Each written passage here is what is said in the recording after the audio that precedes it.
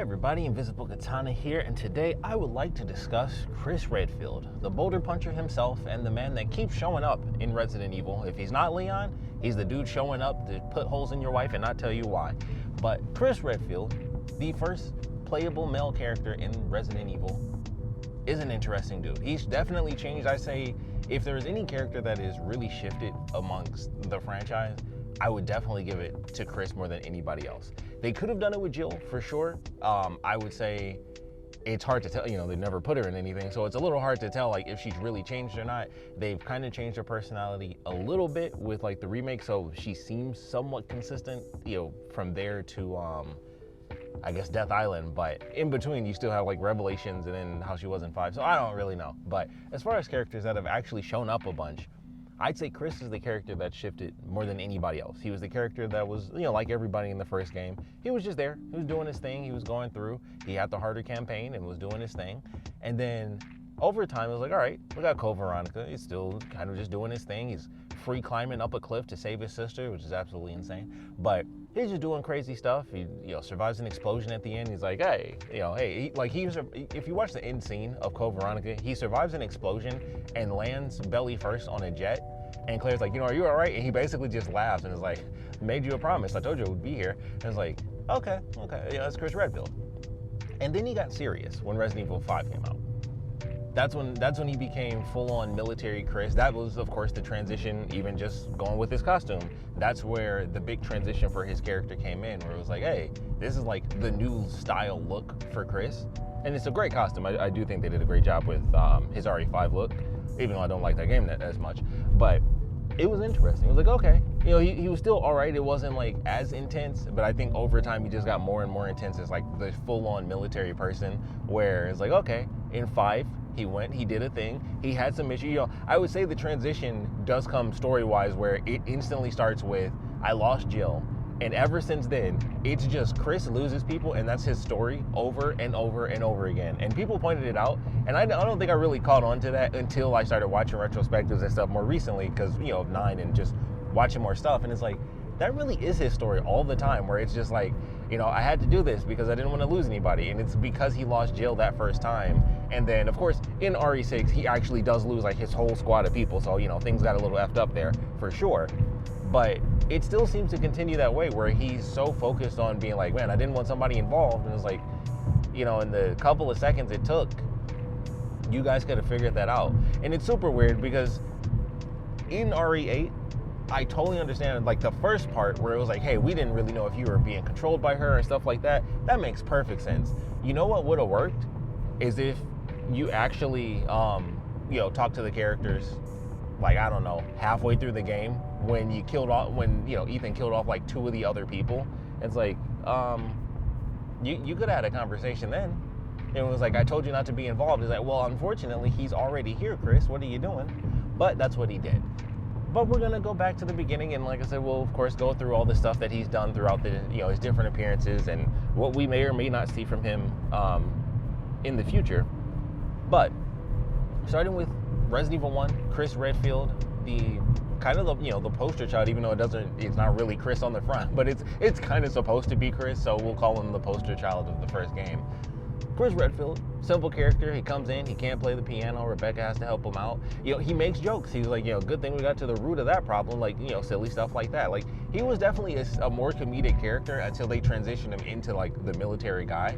And oddly enough, I would say Leon kind of took his place. If you really look at some of the things that Chris used to do, which admittedly was only for like 2 appearances because they shifted him after Code Veronica. But if you look at the first game and Code Veronica, like how he was somewhat serious, but also like the jokey character, even in RE2, they make reference to that, where like the whole point was he left that note like, oh yeah, I'm going to get chicks, and that was kind of like the thing just to play up his persona, where it was actually him taking off to kind of look for Umbrella.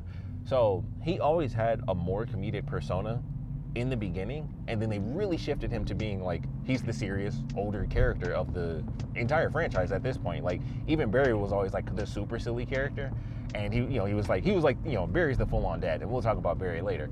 But Chris was definitely like the comedic character early on, and then at this point he's definitely like one of the most serious people in the whole franchise, where he's the dude that's like the full-on, like the most military-esque character in the game, and then everything else has kind of just grown from there. And we'll see what happens, of course, going forward. But he is like the military dude. He has his own squad and everything. He's got multiple squads because he was always in some organization. The BSAA screwed up. He was working with Blue Umbrella for like half a second. Not that we ever, who knows if we'll ever see that again, by the way, because, you know, now that we're officially into, you know, like the connections and stuff, I guess, with RE9, they might fully drop all that stuff. Not that they did anything with it. It was just like, yeah, they kind of tried to do this, but, you know, they don't do that like in an actual game. That's kind of just information that we know.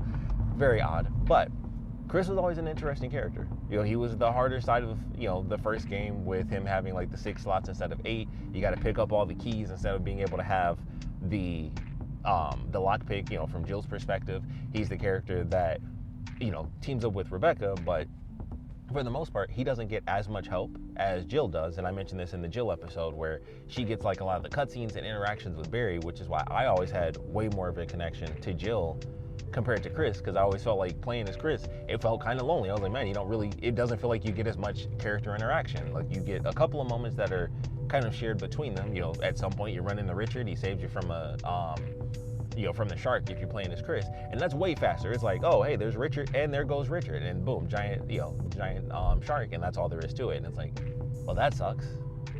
And then you have like a couple little sequences here and there with Rebecca, and that's about it. Although I will say, one thing that we don't ever talk about when it comes to like funny moments in the original Resident Evil is on Chris's side of the game, where him and Rebecca actually confront Wesker, and it was like, oh, you just like turned on all your friends and killed them? And he was like, yeah, like this. And then he just shoots Rebecca. It's kind of, she lives, of course, but it is kind of a funny moment. He was like, yeah, like this, boom, and he just shoots her off to the side. And I was like, that's actually kind of funny when you look at it. But he doesn't really have a lot of the stuff that Jill gets when it comes to just the classic moments. Like he has the big laugh where he laughs at Wesker, which has to be full on canon, because like I still don't understand why Wesker just hates Chris so much, because after the first game, Chris doesn't show up until Code Veronica, and that's where Wesker, you know, comes back to life, if you will. And then he just hates Chris from then on out, and that's where the rivalry begins. And it was interesting, you know, going from that point, because you don't get a lot of Chris in the early game. Like you literally get him in the first game. You know, Jill has 1 and then 3, and then Chris has 1. He makes an appearance in the battle mode of 2. Shout out to his OG costume, by the way, because those are the only 2 times you ever see Chris's original costume. Like that's one thing I always found interesting. They don't ever seem to really push Chris's original costume very much as like, hey, here's an unlockable for Chris. Ever since 5, he's been like the boulder punching dude, so his costumes don't shift backwards. Like once he transitioned out, that was kind of dead and gone for him. That's one thing that I find really interesting about his character. And he has, I can't necessarily say the opposite, but almost the opposite as Jill, where I mentioned, you know, I started off that episode with Jill like, hey, for a lot of characters, you might not be familiar with Jill because they don't show her in anything. Like if you started with 7 and you've only played anything after that, she has 1 game. Chris has shown up, you know, he kind of shows, you know, the weird version of Chris that existed in 7, of course. He shows up there, but he does get his own DLC where he is the playable character. He even gets to kill one of the actual characters from the main game, because I can't remember, I think Lucas was the dude's name, who had like all the saw traps and stuff. He lives in the main campaign of 7, and you actually get to deal with him as the final boss in Chris's, you know, mini campaign, honestly. And it was like, okay, he got like a full-on, like his DLC was just for him. It was straight up Chris Redfield. It was weird to play as Chris Redfield in first person only, but you know, he came back. He got like his whole moment there, so we got to see Chris in 7. And then, you know, of course you had a couple games after that, but he shows up as, you know, a side protagonist in 8. He is, you know, much like 7 actually, he's the, well, I guess in 7 he'd technically be the 3rd playable character, because you get to play as, heck, I guess he'd be like the 4th if you really think about it, if you use the VHS tapes. But in 8, he's the other playable character. He gets his own little section where he just mows everything down in the village. RE9 comes out. He at the very least gets a reference. You get to see the Hound Squad and everything. And it's like, okay, like people have a connection to Chris, even if it's, you know, not because he's the main character in the game. You still get to experience him as a character, even just in modern times. It's like, hey, here's an appearance of Chris Redfield. Like where he is now is like the military dude is fully established for anyone that plays the game. Like there's no like, hey, you should experience the original versions of Chris because, like I said, I feel he went through the greatest changes as a character. And you could argue, Leon is fairly similar. Like, he didn't make nearly as many jokes. Even when they did the remake of 2, Leon didn't really make all his jokes until they did the remake of 4. So they, transitioned his character as well. And like I said, an odd thing is that came out before, of course, before 5 did. It was obviously 4. And that's where, Leon became the jokey guy. And then 5 comes out, and then Chris becomes, like, super serious guy. And I was like, that's interesting because that's just not what he was. And I find that to be, like, a fascinating thing if you go back to, you'd have to, I don't think they really did the jokey side of him. I think they almost changed it even when the remake of 1 came out. I feel like he didn't make nearly as many jokes. Like, obviously everything was toned down, like the whole root of the problem and Jill sandwich and everything was, of course, was a bit toned down. But it was very interesting, looking at the character and being like, he really did transition. He was like the jokey, silly character in the original games, or small appearances that he really had in the first game, and he's referenced enough, I would say, into, like, especially you go with 3, you can get like the epilogues and stuff like that for all the characters. So he has his bits and pieces there, but he actually shows up in Code Veronica, same sort of silly character. Also, favorite costume for Chris is definitely his Code Veronica outfit. That's my favorite one outside of his original costume, which unfortunately you only get to see in literally 2 games, and then after that it's different. Like him in like the vibrant green, I like reference that every time I mention. I'm like, I want to specify not the remake version because they tone the colors down and everything. I feel like Jill got away with it. I feel like everybody kind of got away with it with because most characters have like 2-tone colors, but Chris's whole thing was like, it was just a straight up bright green vest, and then they made it like a dark green vest, and it was like, I shouldn't say dark green, but it's much more muted compared to like the OG artwork that you can look at, or like I said, him in the battle mode for 2 is his RE1 costume with the bright green and everything, and I love that costume. That would be like my full-on favorite if I ever really got to see it in modern graphics where it was actually like bright green and stuff. I always loved that costume for him. But after that, it was like, all right, well, Code Veronica, like it blends in like the kind of dark green, but he also has like a simple, cool outfit, the sort of the like pseudo combat look going. So I definitely love that costume. But once 5 hit, that became like his new style. And that's another thing with Chris where I would say, outside of personality, as a character, he changes so much just from design, where it's like, hey, here's Chris Redfield. His whole thing, the first game kicks off, these are the characters and these are their colors. Jill has 2 tones of blue, but her thing is blue. Barry is red. Wesker is also kind of blue, even though it's like it's a much darker blue, but his thing is like blue and black. And then, Chris has green, like that was his thing. Those colors tend to continue. Obviously, when RE3 came out, Jill's like corset was a blue color, it was bright blue. So it's like, okay, they stick with the blue. Whenever she's in something, they stick with the blue. And Chris does usually have that. And I think ever since 7 came out, where they've just switched him up to the RE Engine version of his character, it's just been like, we'll just throw him in whatever we want. Like, it's like, all right, he was in a military outfit. Technically, I guess there was some green in there. I'd have to go back. I don't even remember what the costume looked like because, of course, the game's in first person. So I barely remember what his costume looks like in that. But it's like, okay, it's a military outfit. It's pretty much going to be like green or tan, in that realm. And that's kind of how he looks. But I wouldn't say that was like, hey, here's the Chris Redfield style. They kind of just made it simple. He was in some tactical gear, and then, they just threw him out. Once again, also in first person, most of the time you experience the character. RE8 comes out. He's just in straight up black. I was like, they didn't put like a hint of green or anything like I understand if they didn't want him in like a full, olive green turtleneck, because he looked cool. Like he certainly looked cool in RE8 at the end, where he's just in like all black in the turtleneck and stuff. I was like, all right, I can appreciate it. It looks cool, because I'm a sucker for just like, hey, the character's in all black, it looks sweet. But also, he needed something. He needed like some sort of look that was like, hey, this is Chris Redfield, like put some green in there somewhere, and they just didn't end up doing that. I thought that was very odd.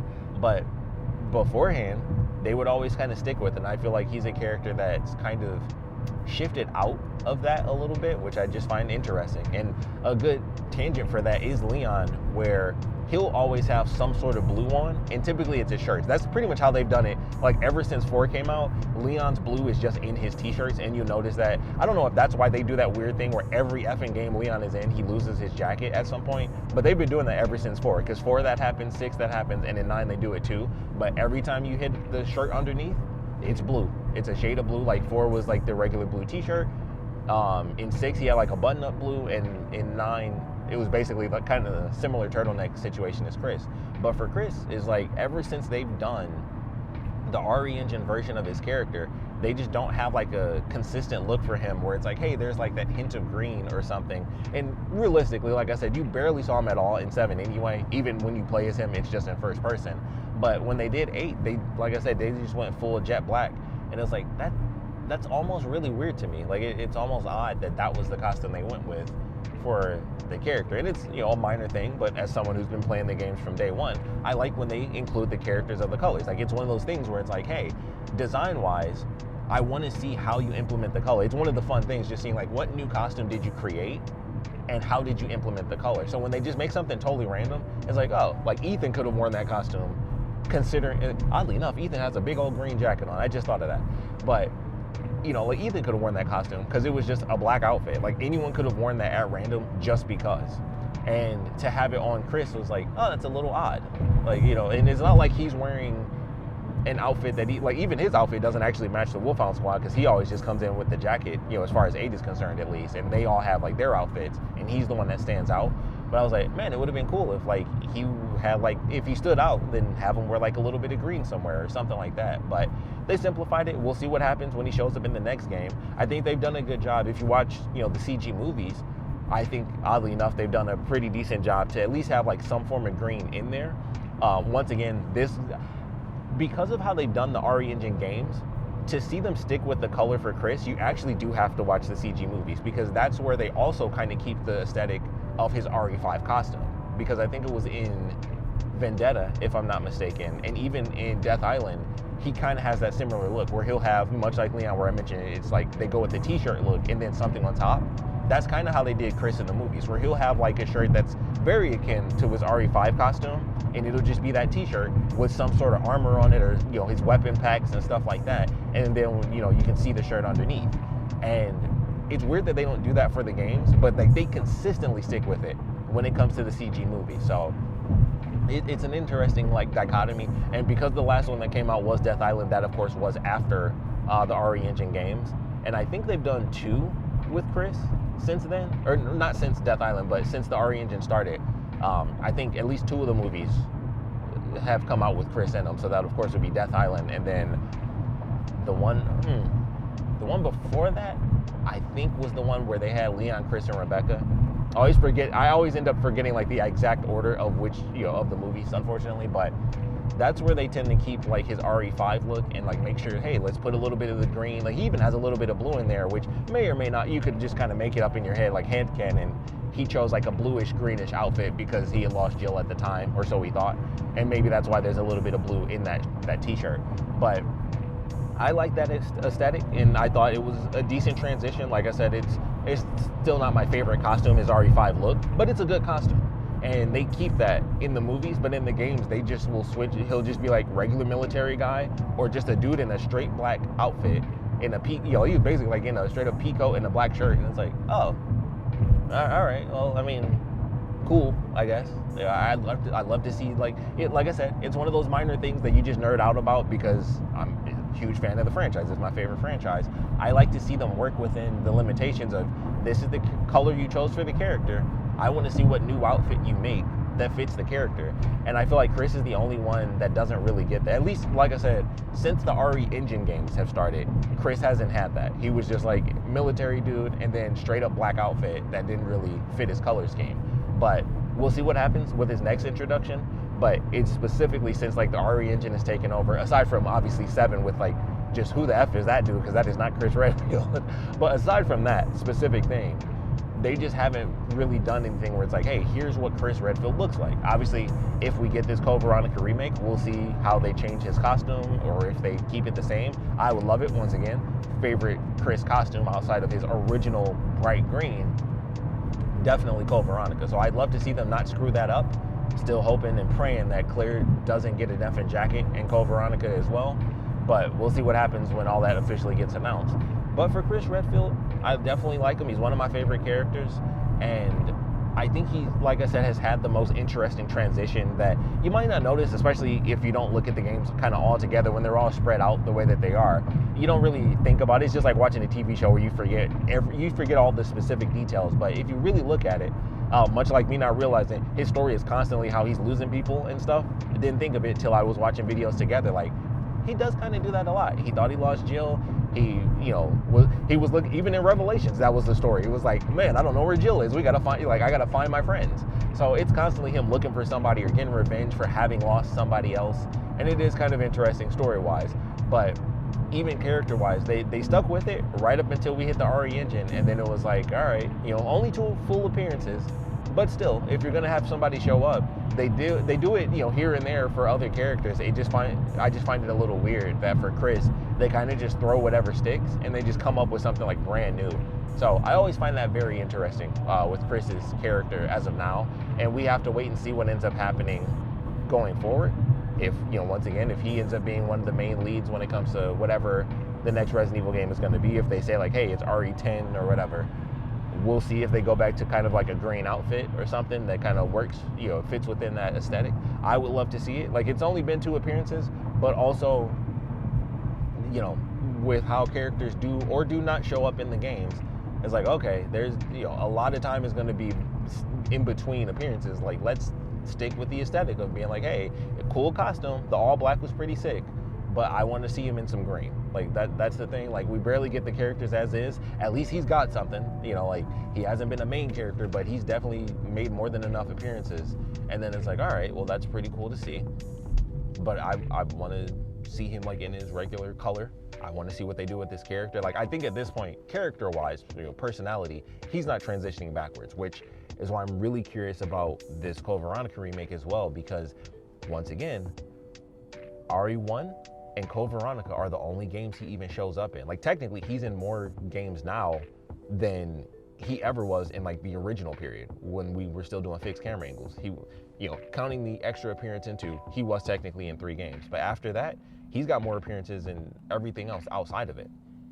Not every character can say that. Even Jill can't really say that. Like, hers is literally like dead even between 1 and 2, and then Revelations and 5, which is insane to say. I guess you could count certain guest appearances.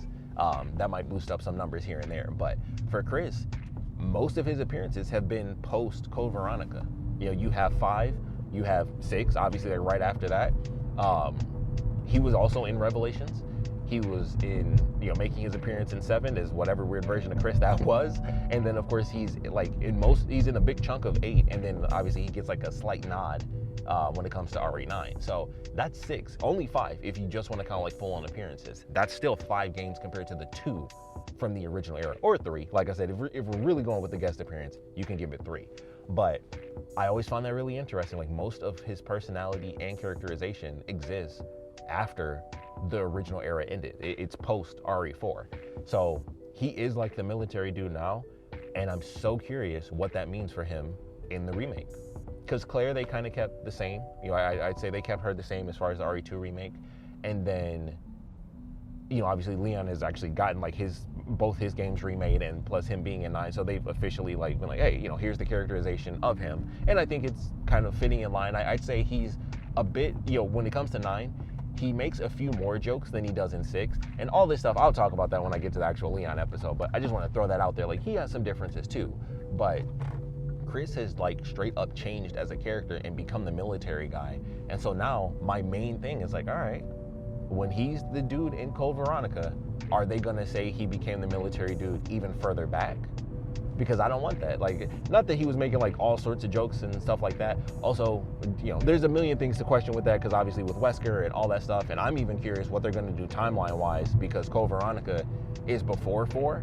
But now that they've done the remake version, I'm questioning, are they gonna change the timeline of the franchise and make it where Code Veronica does take place after 4? Because that would also make the characters older. And I think if they do that, I don't know how I'm gonna feel about that, because that means that'll be their easy in to be like, oh, well, we did the remake of 4, and this is our new, clearly they make the remake timeline like the canon timeline. They even did it with 9, because you go to the RPD and stuff, it's the remake RPD. So with everything that they're doing with these games and like switching timelines around, I'm super curious what we're gonna be getting from honestly, I assume the remake is going to be the next time we see Chris. I don't think it'll be, RE10 or whatever. I think it's going to be this Code Veronica remake. So this is going to be an interesting one because I'm very curious. Because I'm like, if they do this, then what are they going to do if they eventually go back to RE1? Are they going to make him more militaristic even from the first game? Or are they just going to do it where it's like, okay, he was younger then, so he's a bit more lighthearted, and then that's just how they deal with the character. So who's to say? But I'm certainly curious. That's definitely the thing that I'm curious of the most, because we've mostly had him post RE4, and that was like full military guy, and now it's like, hey, this will be the first game that they've done for Chris Redfield that takes place before RE4 in a super long time. In over, 20 years? Because, like I said, obviously Code Veronica, and then after that was 4. So yeah, I think in 20 years, about 20 years, if not more than 20 years, because 2008 was 5. So yeah, if we're going Code Veronica, so more than 20 years, that's interesting. I'm curious to see how they, how that affects his character, if they make him more like his original version, or if they swap him around and say like, hey, he was always, we just change it to being militaristic, which, they could do even if they keep the timeline the same, where Code Veronica is still like a couple months after 2. They could still change it and just be like, oh, he changed after everything that happened, and that's just how they do it. Just like they did with Jill. Like, she's more combative, I would say, than she was originally in the other games. So that would be interesting. It would kind of, fit with all the, all the crap they went through, and they just make them all like sterner, more stern characters. It's like, okay, we'll see what happens. And especially, like I said, with him having that transition in general, that's just his character now, is he's the military guy. So do they retroactively do that for Code Veronica? And then in however many years, when the remake of the first game comes out, they just make him slightly more militaristic than he was back then. He doesn't make any of the jokes and stuff. So it'll be interesting to see, because he's the character, like I said, for me personally, I think Chris Redfield is the character that's changed the most, because he was the character that used to joke around. He was like the fun-loving older brother for Claire Redfield, and he would make those silly jokes, root of the problem and stuff like that. Once again, not a lot of representation of that, because he got 2 games. So it's funny to talk about that and be like, that's what it used to be like. But that was a million years ago at this point. And then once 5 hit, that was his character, and like they transitioned him. So it'll be interesting to see, because so many people that watch or that experience the games now have that version of Chris, and it's like, well, let's see if they keep that when it comes to this Code Veronica remake. So I'm excited to see what they do with it. I hope they don't F it up. I hope his costume is, if not the same, then still freaking amazing. That's all I can hope for, because they've been kind of, here and there, they've been pissing me off when it comes to remake costumes. So we'll see what ends up happening and what they do for, like, I'm doing air quotes here, but for an original Code Veronica outfit for him, because even those, they really pissed me off with those. So we shall see, all in all. But Chris Redfield, the boulder puncher, that's what that. It was before that. I don't think, the meme of the boulder was what made them stick with the military style, but that is the moment. That is the thing. Like, ever since that game, he's been the military guy. He's been just the dude with crazy arms. And that's just the way it is. He's the military man who loses a lot of people and punches a lot of things. So we'll see what happens. But I like Chris Redfield. I like who he was. I like his character now. I like him in this position.